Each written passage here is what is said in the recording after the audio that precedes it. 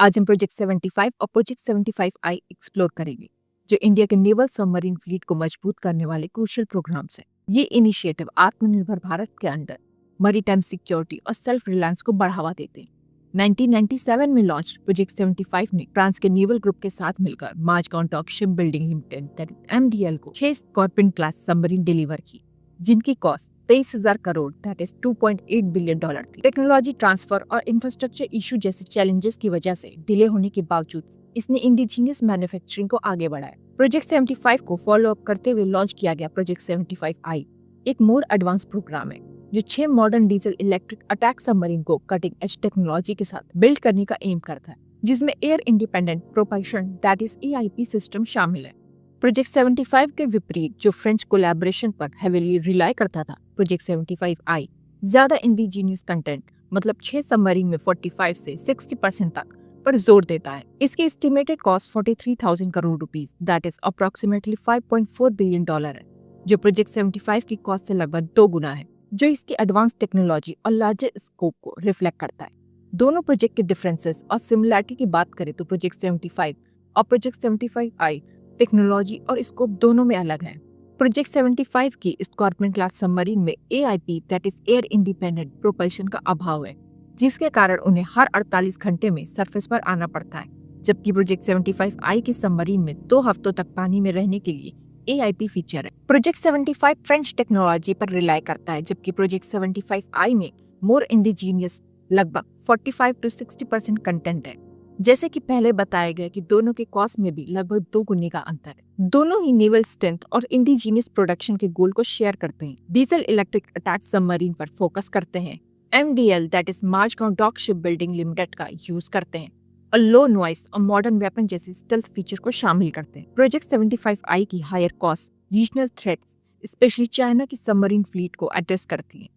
Project 75 के अंदर 6 Kalwari class submarines commissioned है। INS Kalwari in 2017, INS Khanderi also in 2017, INS Karanj in 2021, INS वेला also in 2021, INS वागी in 2023, INS वाकशीर in 2025। ये submarines torpedo और anti ship missiles carry करती हैं। Project 75 के अंदर कोई भी सबमरीन अंडर कंस्ट्रक्शन नहीं है। वहीं प्रोजेक्ट 75I के अंदर प्रपोज प्रोजेक्ट में एडवांस मिसाइल और काउंटर मेजर के साथ 6 AIP इक्विप्ड सबमरीन्स हैं, जिनको 45 से 60% इंडिजीनियस कंटेंट से बिल्ड किया जाएगा। जुलाई 2025 तक इंडिया के सबमरीन फ्लीट, जो इसकी मैरीटाइम डिफेंस का बेस है, में 20 वेसल शामिल है, जो कन्वेंशनल और न्यूक्लियर कैपेबिलिटीज का बैलेंस बनाए हुए। डीजल इलेक्ट्रिक सेगमेंट में 17 अटैक सबमरीन शामिल है, जिनमें से प्रोजेक्ट 75 से 6 कलवारी क्लास की सबमरीन्स, 4 शिशुमार क्लास की सबमरीन्स और 7 सिंधु घोष क्लास की सबमरीन्स हैं, जिनमें से कुछ की रिपेयरिंग का काम चल रहा है।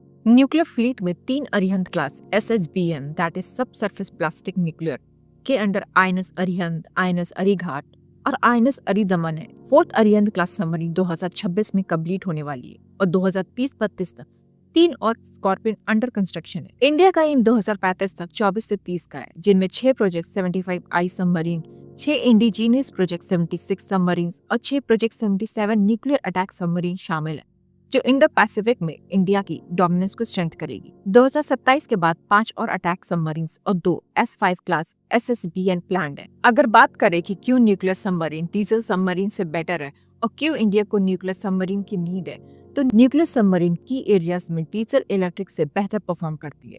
ये सबमरीन महीनों तक बिना सरफेस पे आए काम करती है, जबकि डीजल सबमरीन सिर्फ दिनों या हफ्तों तक ही, भले ही AIP के साथ ही क्यों ना हो। SSN हायर स्पीड और अल्टीमेटेड रेंज अचीव कर सकती है, जिससे वे बेस से दूर ऑपरेट हो सकते हैं और कैरियर बैटल ग्रुप के साथ तालमेल बनाए रख सकते हैं। Nuclear submarine continuous reactor operation के कारण शांत होती है, जिससे डीजल इंजन या स्नॉर्कलिंग का शोर नहीं होता।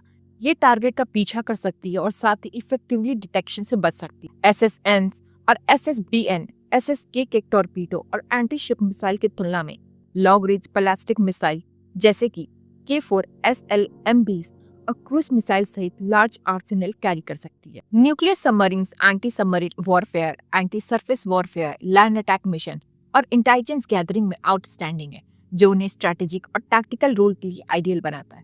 इंडिया का जियोपॉलिटिकल लैंडस्केप अपने मैरीटाइम इंटरेस्ट सिक्योर करने के लिए न्यूक्लियर सबमरीन डिमांड करता है। चाइना की नेवी जिसके पास 70 से ज्यादा सबमरीन्स है, जिसमें 12 न्यूक्लियर पावर्ड है, इंडियन ओशन में इंडिया के डोमिनेंस को चैलेंज करता है। यूएसए जिसके पास 70 न्यूक्लियर सबमरीन है, यूके 11 और फ्रांस जिसके पास 10 हैं, जैसे वेस्टर्न पावर्स ग्लोबल इन्फ्लुएंस के लिए न्यूक्लियर फ्लीट का फायदा उठाते हैं और एक बेंचमार्क सेट करते हैं जिसको मीट करना इंडिया को अपने ट्रेड रूट को सुरक्षित और रीजनल थ्रेट को काउंटर करने के लिए करना होगा। आईएनएस अरिहंत जैसे एसएसबीएन चाइना और पाकिस्तान के अगेंस्ट न्यूक्लियर डिटरेंस इंश्योर करते हैं, जिससे इंडिया का न्यूक्लियर ट्राइड कंप्लीट होता है। पाकिस्तान के 8 चाइनीज युवान क्लास सबमरीन्स इंडिया की टेक्नोलॉजी एज की नीड को हाईलाइट करते हैं।